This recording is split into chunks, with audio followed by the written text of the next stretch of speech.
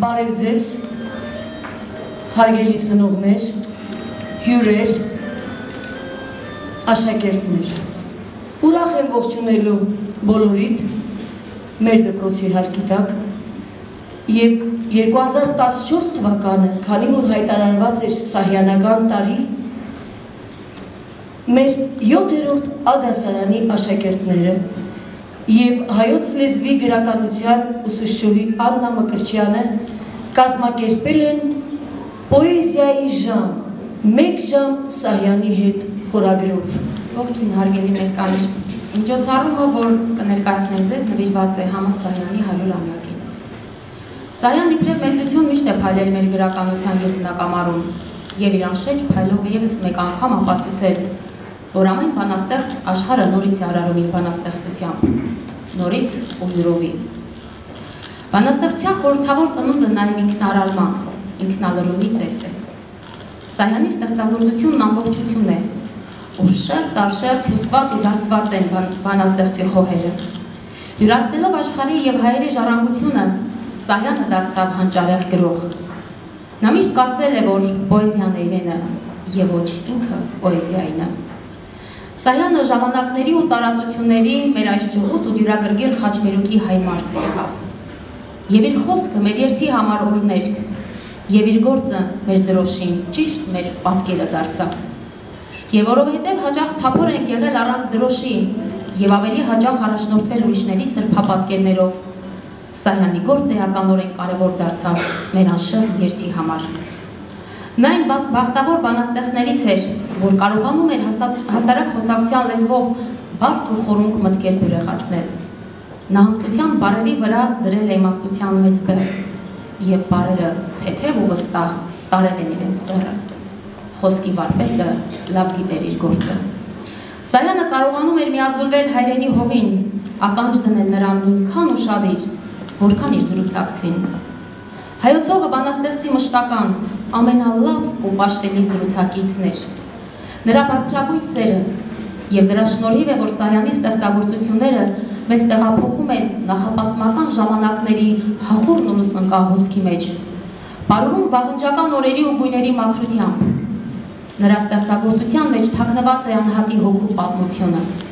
Սահյանի պոեզիան շարունակ սնել ու սնում էր ընթերցողին, ապաքինում նրա նյարդերն ու ոգին։ Սահյանը նման է իր քնարին, ինչպես քնարը իրեն։ Շնորհակալություն։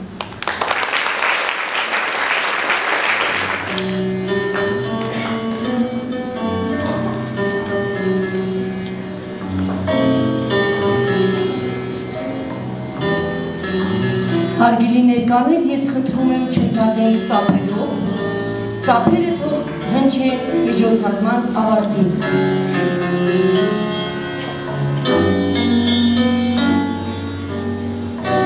Ողջույն հարգելի ներկաներ, շնորհակալ ենք ձեզ, որ դուք ձեր հաճելի ներկայությամբ պատվել եք մեր ցերեկույթը նվիրված Համոս Սահյանի 100-ամյակին։ Մենք աշխարհի այն քիչ ու բախտավոր ժողովուրդներից ենք, որոնք ունեն հնարավորություն գովելու և փառաբանելու իրենց մտքի հսկաներին, ցույցելու նրանց քնարին և ապրել այդ քնարով։ Այսօր մեր պարտքն է, հիշելով կյանքի կոչել այդ մեծ քնարերգուներից մեկին, Համոս Սահյանին, իբրև հոբելյարի, ներկայացնել նրա անմահ ստեղծագործությունը և ապրել դրանք։ Ես բանաստեղծ եմ, իմն են հավիտյան արվագում թեքված այս կաթ հնձիրը, սարից արտանող այս բարակ ճամփան, այս փոքրիկ տունն ու այս մեծ երկիրը։ Ամենից առաջ մարդ եմ աշխարհում, աշխարհում ընտրած իմ ճանապարհով, աշխարհում սրած ի հատիկ բարով, իմ անկրկնելի փոքրիկ աշխարհով ամենից առաջ մարդ եմ աշխարհում, իմ ինքնագլուխ երազանքներով և զարմանալի զարմանքներով և իմ ծիծաղի համազարգերով ամենից առաջ մարդ եմ աշխարհում։ Եվ այս անբաժան գինու բաժակով, իմ ներշնչանքով ու իմ ճաշակով, աշխարհի առաջ իմ բաց ճակատով, ամենից առաջ մարդ եմ աշխարհում։ Իմ խռովքներով, խղճմտանքով, հույսով, հոգսերով, սիրով, խաբկանքով, անհատուցելի միակ կյանքով ամենից առաջ մարդ եմ աշխարհում։ Ամենից առաջ մարդ եմ աշխարհում։ Հակառակորդ դեմեսար հասարակի չկա աշխարհում մարդուն հակառակ։ Ես, որ մարդկության կերպարն եմ հավաք, ամենից առաջ մարդ եմ աշխարհում։ Բարձրահարկերի պատշգամբներից ուրիշ տեսակի շներ են աչում։ Այդ շները ուրիշ տեսակ են աչում, ուրիշ տեսակ են աչում։ Բախտավոր աստիճանված շներ են դրանք, ոչ բուք են տեսել, ողար նախախուր, ոչ ցավ են տեսել, ոչ բախտի հեգնանք, ոչ խնել են գույքը տնային, ոչ պահպանել ապրությունը տան,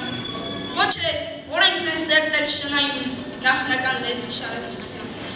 Ծնվել են անհոգ, մեծացել, ոչ իրենց բախտիկին են իմացել, ոչ էլ իմաստ իրենց հաֆաֆի։ Ողար պապը գտնել մի հնար, հավիտենական քնից արկանալ, նրանց հաչոցից գլուխ չէր հանի։ Հաչում են, կարծես քորտ է կրկրում,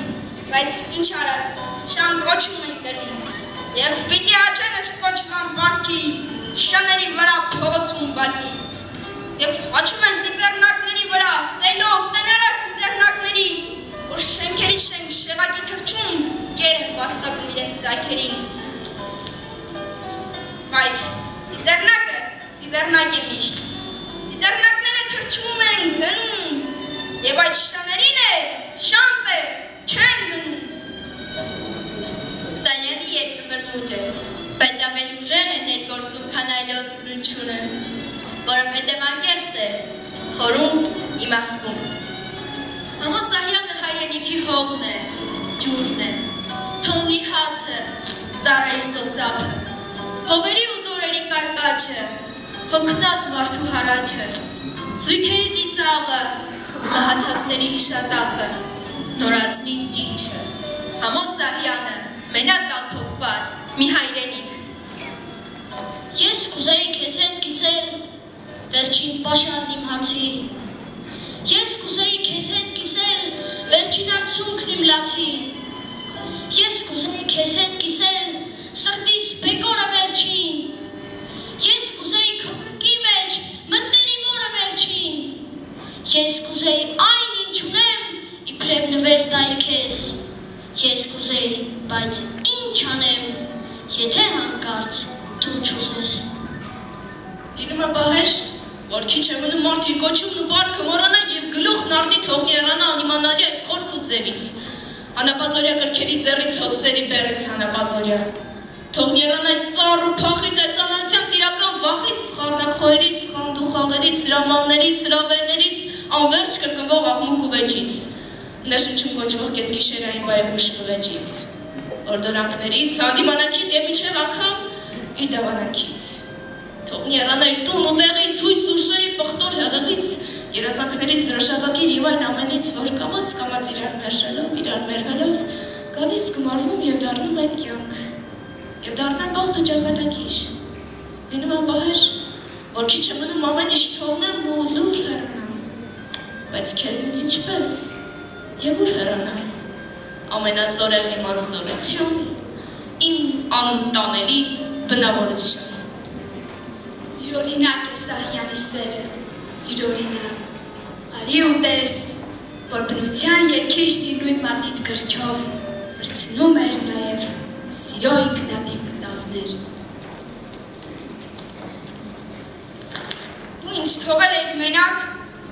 նորից գնում էիր հեռու, հաշտվել էի քո մեղքի հետ, բայց ուժ չկար քեզ ներևում։ Քո հայացքից նայում էր ինձ մի անհանգիստ հանդարտություն, և զանգն այդ մեղավոր հաշտությամբ էր մեզ անջատում, և ժպիտ կար քո աչքերում, և տագնապ կար ուղևորի, և դողում էր քո շուրթերին, թագում մի ահ մեղավորի։ Դու ինձ թողել էր մենակ, նորից գնում էր հեռու, գնում էր մեր դաշինքի, խոսող հավատը բերելու։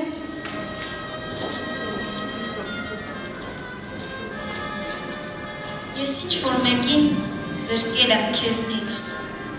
ես ինչ-որ մեկից զրկել եմ քեզ, բայց դու հասկացիր դու ինձ այդ ինչ-որ մեկից փրկել եմ ես քեզ, դու ինչ-որ մեկին զրկել ես ինձնից, ինձ ինչ-որ մեկից զրկել ես դու, բայց դու հասկացիր Հասկացիր դու ինձ,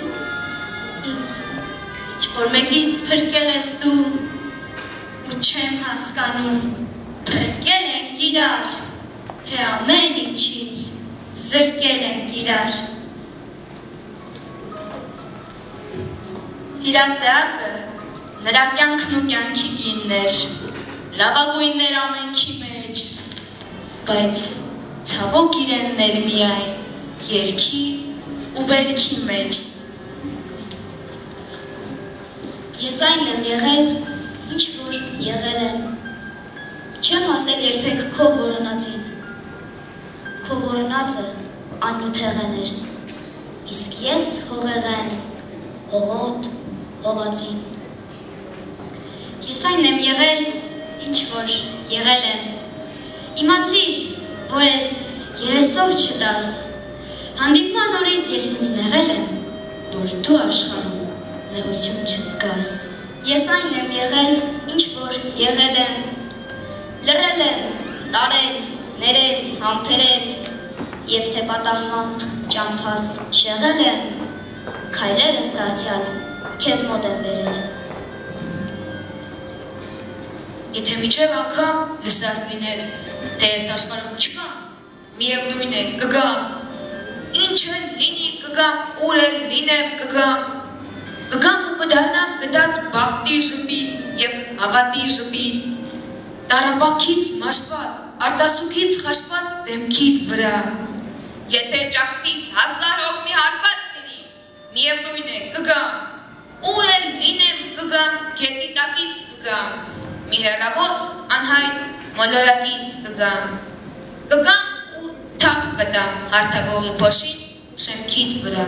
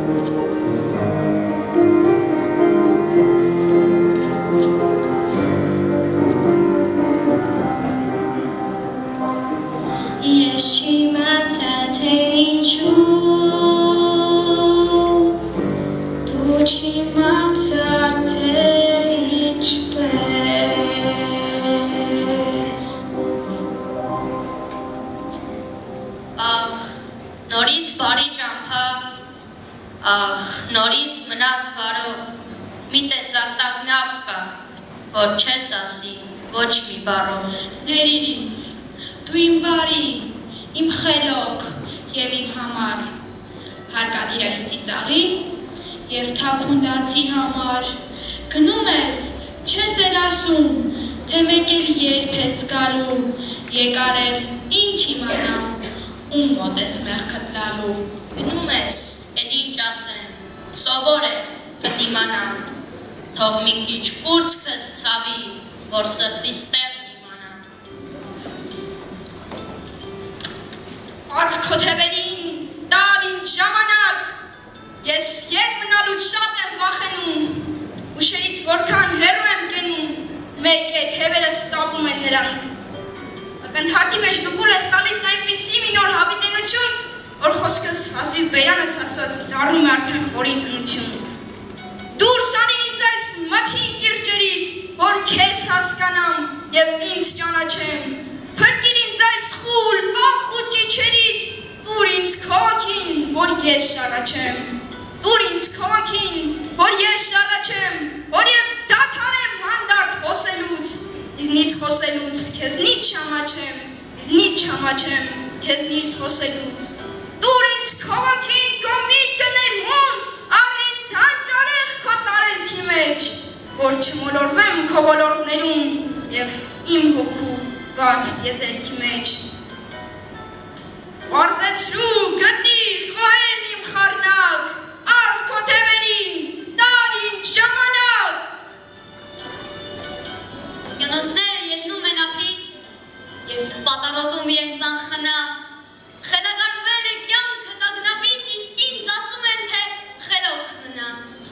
Խաղահորերը գնում են ձեռքից, ինչ է լինելու, մարդ ինչ իմանա,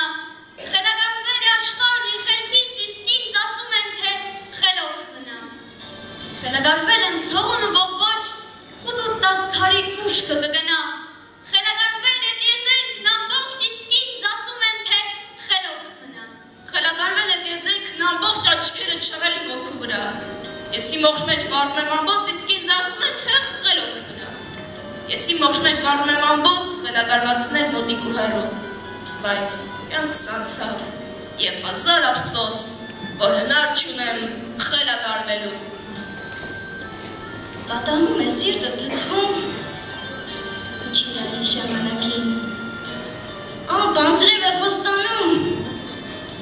ինչի դալի ժամանակին, շտապում է կամ ուշանում, և այդպես էլ գլխի չընկանք, թե մեր ուզած ժամանակը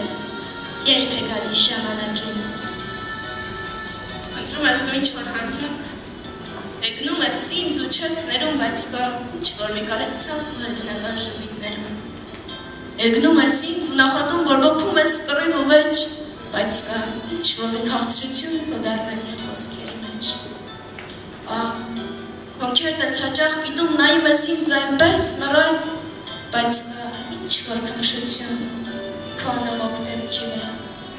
Հաճախ այնպես խայթում ես դու, սրտիս այնպես վիշտ ես վերում, բայց կա ինչ-որ մտերմություն քո այդ օտար հայացքներում։ Մերթ փարվում ես ինձ հողի պես, մերթ հողմի պես իշ չարչարում։ Ահ, երբ այդպես շոյել գիտես, էլ ինչու ես ցավ պատճառում։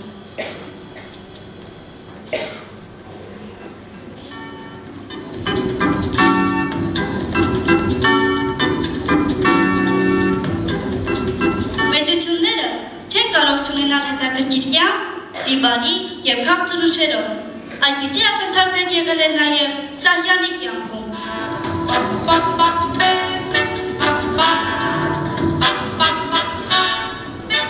Համոյի ծննդավայրում նշվում էր 60-ամյակը, հատկապես ջերմորեն խոսեցելով Խանձաջյանը։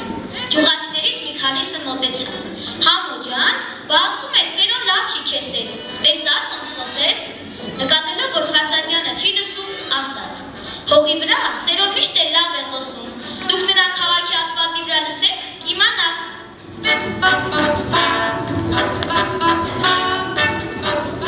Աղագի, իմ և Համո Սահակովիչի հեռախոսի համարները մի ժամանակ նույն էին, միայն մեկ թվի տարբերությամբ։ Ինձ զանգահարողները հաճախ նրան են ընկնում, զանգահարեց ինձ, սակայն ընկավ նրան։ Լսում եմ, ասաց Համոսը Հակմիչը։ Խոսեք, աղավնի Արշակուննա, դուք եք, զարմացած հարցրեց ծանոթս։ Ոչ, Համոսը Հակմնն է, պատասխանեց Համոսը Հակմիչը։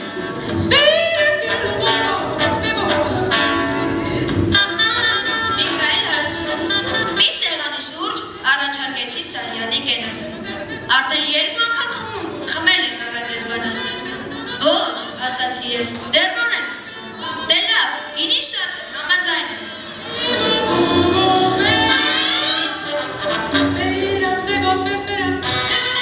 Սովորություն ունենք Համոս Սահյանի և պարոն Սևակի հետ մինչև ուշ գիշեր քայլել Երևանի երկար ու լայն փողոցներով։ Սակայն, երբ հետաքրքիր զրույցներն ավարտվում են,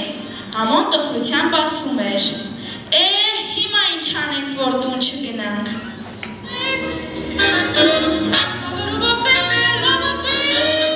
Հրավիրել էի մեր գյուղ, ամբողջ գիշեր հազած, և ինչքան շատ էր հազում, այնքան շատ էր ծխում։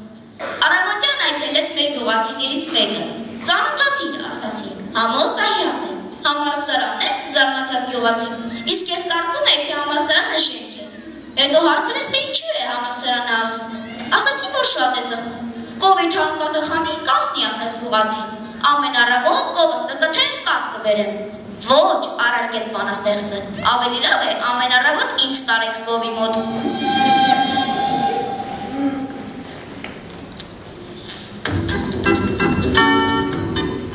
Սերով Խանձադյան, Համոս Սահյանը սուր խոսքերով հաճախ է նեղը գցում տիկնոջը, Ժենյային, բայց մի օր Ժենյան վրեժն առավ։ Դա երևի միակ դեպքն էր, որ բանաստեղծը պարտվեց։ Ոնց ես Համո, հարցրեց կինս, մեռնում եմ, անտարբեր ասաց Համո։ Է դու երբեր սաղ կոր հեգնես կինս, և բոլորը ծիծաղեցին, ծիծաղեց նաև Համո։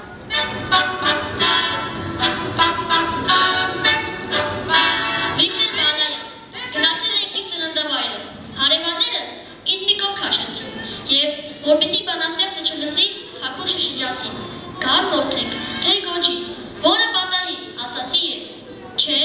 որոշիր, գար, թե գոջի, Համոն, որ հերքում նստած էր ձայն տվեց, երկուսն են որդեք, երբ սեղանը պատրաստ էր, ինչ որ մեկը կանչեց ինձ, Վիկտոր, Վիկտոր, Համոն ասաց, հարցրեք, թե բան վերող է, թող գա, թե ուտող է, թող գնա։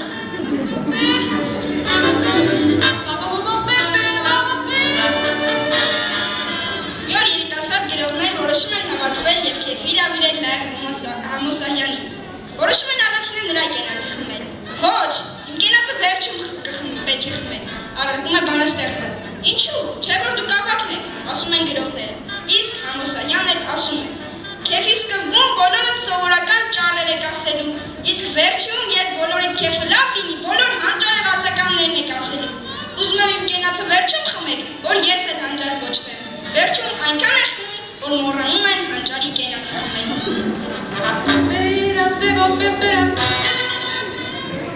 Խորն է բանաստեղծի սերը արտոնություն։ Նա բնության հարազատ զավակն է, նրա աչքն ու ականջն է, մարմնավոր գիտակցությունը, որի համար շնորհակալ է նրան, խելոք խոհեմ մայր բնությանը։ Դու փող ես տվել իմ այս աչքերը, որ դու նրանցով ինքդ քեզ նայես, տեսնես բյուրավոր քո հրաշքները, տեսնես ծաղկունքիդ գույները պես-պես, տեսնես հողմերիդ գալարումը խետ, տեսնես հիանաս։ Արտը արև է խմում և թևի դա կարդույտի, կարմիր նրդեհ է դարում, կանաչ կոկոնը պուտի։ Մցնում է օրը, արտին ինչ, արտը աստղեր է խմում, և վրդեհի թևի տակ օգնած արդույթ է գնում։ Դագաղիս համար դուք ձար չկտրեք, ինձ մի 5 օջղի փչանում դրեք, որ գնամ գտնեմ արմատը նրա, որ գնամ նրա արմատը գրկեմ, և ինչ իմանաս, գուցե թե մի օր դեպի լույս աշխարհ մի շուռ արձակեմ։ Անտառում ամպի ծվեն ներկային, կապույտ մշուշներ կային անտառում, օրոր էր ասում մաշուն անտառին, բայց դեռ անտառիքունը չէր տանում։ Շշուկներ կային անտառում այնքան, և խոնավ բունուկներ կային, իրար փաթաթված, ստվեր ու կածան, եւ հետքեր մարդկային։ Եղիան ներսնկի գլուխն արծաթում մրսում էր կարծես վայրի նշանին, հանգստանում էր հող ու բացատում, ականջն ամրոպի ազդանշանին։ Եղնիկի հորթը մամուրը դնչին թրջում էր իր մոր բառաչի վրա եւ որսկանը թաց խոտերի միջին կորած հետքերն էր որոնում նրա։ Փայտահատը հին երգն էր կրկնում եւ տաք սվոցն իր յուղում էր կրկին, թեղին անտարբերական ջեր դնում, ապատված կաղնում, խուլ հառաչանքին։ Անտարապահի տնակի առաջ խարույկն իր խաղաղ ծուխն էր ծածանում եւ խարույկի մոտ եղևնին կանաչ սոճու հետ սիրով զրույց էր անում։ Անտառում խորին խորհուրդներ կային եւ արձագանքներ կային անտառում, օրոր էր ասում աշունն անտառին, սակայն անտառի քունը չէր տանում։ Օգնի ինձ, որ քեզ օգնական լինեմ, սուրբ մասունքների օրհնաբան լինեմ, օգնիր ինձ հասկիդ մարգարեությամբ, օժտիր այնպիսի շենք ու շնորհքով, որ ես քո հասկի շշու կդառնամ, եւ վաղանցավոր իմ միակ կյանքով, հավիտենության միջու կդառնամ։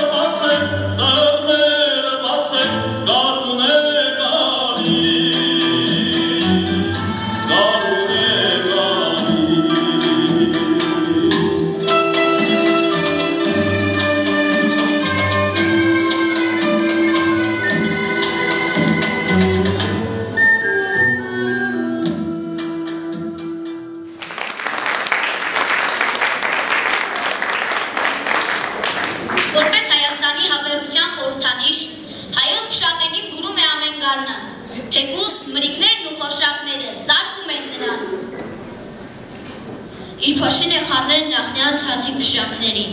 և հեգնելով բոլոր դաժան ու չար գուշակներին, պիտի բուրի հարավիտյան հայոց փշատերին։ Քեզանով է պայթել հունդը մեր գոյության, քեզանով ենք դարձել տուն ու երկիր, շարաչել ես դու հին հողու մարարատյան, մինչև որ քո հնչյունը դարձել է գիր, դու ոչին ես եղել մեր եղեգան փողի, ոգու կանչն ես եղել մեր պայքարի։ Այ հողի թեման միշտ է ուղեկցել հայրենասեր գրողին, ահա հայրենիքի բանաստեղծական պատկերներից մեկը մարմնավորված Արարատյան դաշտով։ Օրս ու բացվում է, ուրերի մտնում է, մեր Արարատյան դաշտը բերք, գալիս փնտրում է, գալիս գտնում է, գալիս մտնում է երկերիս մեջ։ Սահյանը հպարտությամբ է խոսում հնամենի հայոց աշխարհի, նրա ժողովրդի մեծ ու վեհ հոգու, կենսունակության, արարելու աստվածատուր ունակության մասին և հավատացել է նրա հավերժությանը։ Եկեք սերտենք հողի լեզուն, կախարդական ու երազում, իմանանք թե ինչ է ուզում, ինչն է նրա սիրտը ուզում։ Տայակ լինենք հողի համար, եղբայր լինենք և սիրող հայր, թերթենք, կարդանք նրա օքին, սիրենք և խոր և կաթողին։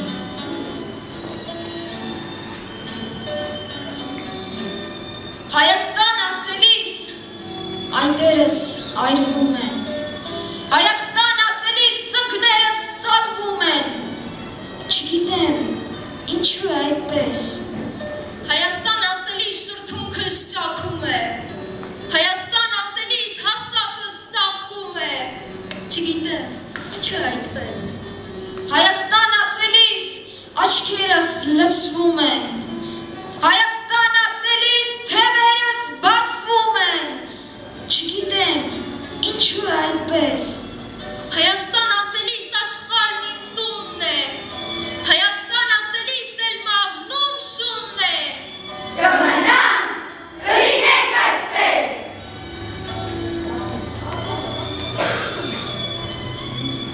Գարունդ հայրեն է գալիս, ձյուներդ հայրեն են լալիս,